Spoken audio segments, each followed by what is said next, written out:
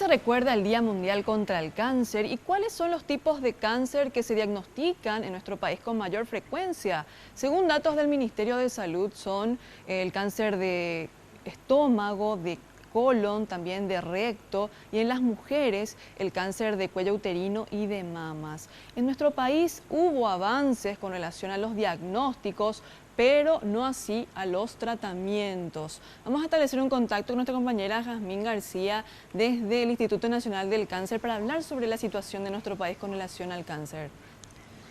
Sí, gracias. Y conmemorando justamente esta fecha, se desarrolló esta mañana aquí en el Instituto del Cáncer la conferencia magistral del doctor Rubén Ovelar, quien estuvo presentando su libro Mis días contados, un testimonio justamente de cómo, a pesar de haber diagnosticado de un cáncer prácticamente terminal, pudo superar esta enfermedad. Pero nosotros también estuvimos recorriendo un poco este centro asistencial de referencia justamente para los enfermos de cáncer. Recordemos que aquí acuden pacientes prácticamente de todo el país para tratarse de esta enfermedad, y encontramos también un testimonio bastante positivo por parte de una paciente que proviene de Loma Ptah.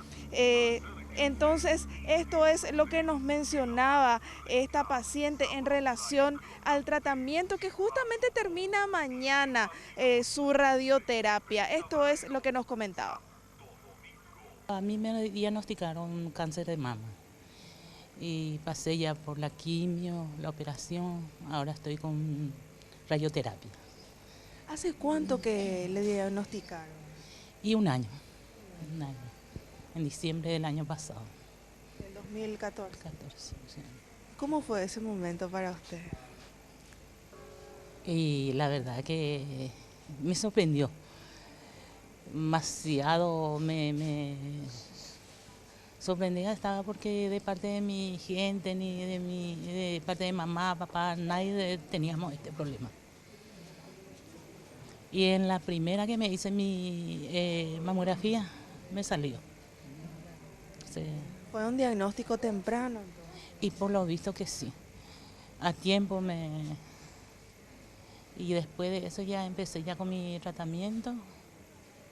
Ahora mañana completo mi radioterapia de 25 sesiones. ¿Qué tal está ahora? Estoy muy bien, gracias a Dios. Ahora estoy esperando consultar con mi doctora a ver qué paso dar después.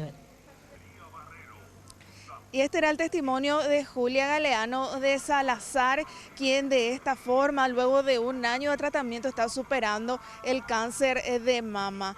Hay otros pacientes que están a mitad de camino. Una de ellas es Mercedes Gómez de Colmán, quien junto a su hija Lucía Colmán ya prácticamente vienen ahora de Ciudad del Este para quedarse en forma permanente en el albergue del Instituto del Cáncer, porque comienza la etapa más fuerte de su tratamiento. Esto es lo que ellas comentaban acerca también de la importancia de la contención familiar para llevar adelante el tratamiento.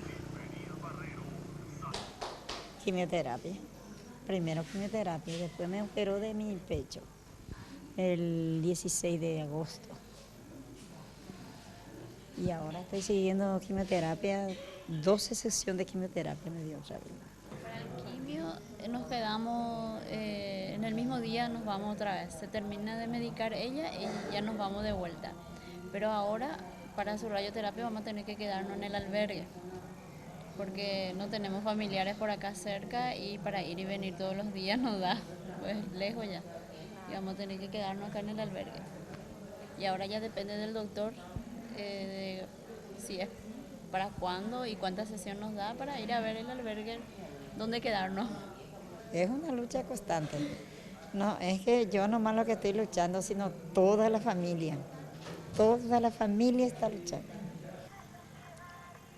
Y en nuestro país, cada año son de 10.000 a 15.000 las personas que reciben la noticia de que padecen de algún tipo de cáncer. Los más frecuentes en las mujeres son los de mamas y los de útero, y los más frecuentes en los varones son de próstata y de colon. El doctor Julio Rolón, director del Instituto Nacional del Cáncer, nos mencionaba acerca de las mejoras que se están implementando para impulsar una mejor calidad en la atención, pero también una optimización en cuanto a la cantidad de pacientes que pueden recibir un tratamiento efectivo. Esto es lo que nos mencionaba.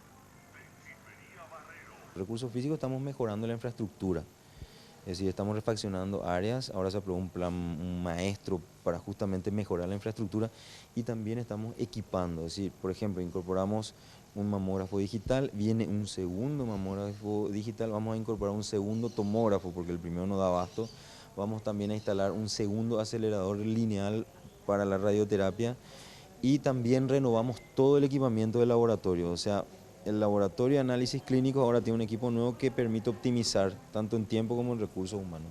Es decir, nosotros apuntamos a todo lo que es infraestructura y a eso le sumamos, por supuesto, la contratación de recursos humanos y también el cuadro básico de medicamentos. Es decir, de manera integral y global nosotros vamos a ir mejorando los servicios.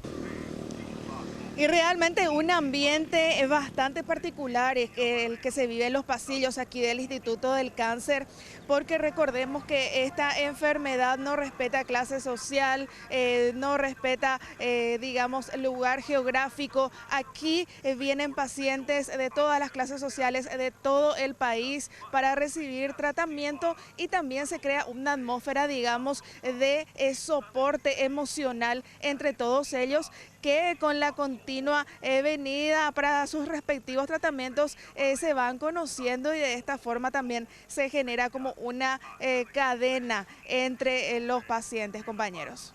Muchas gracias, Jazmín, por compartir estos datos y estos testimonios de verdaderas personas luchadoras contra esta enfermedad. Recordemos que, según datos de la Organización Mundial de la Salud, del 30 al 40% de los casos de cáncer puede prevenirse si una persona adquiere hábitos de vida saludables. Y al año, nada más en América, se registran 1.300.000 muertes a causa de esta enfermedad.